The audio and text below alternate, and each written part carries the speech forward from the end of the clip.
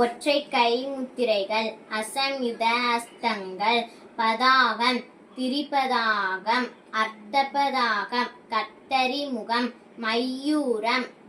அர்த்தச்சந்திரன், அராளம், சுகதுண்டம், முஷ்டி,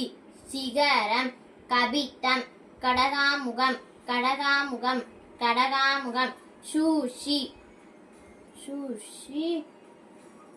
சந்திரகலா, பத்மகோஷம், சர்வசீஷம்,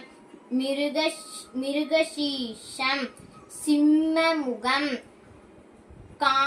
காங்குளம், அலபத்மம், சதுரம்,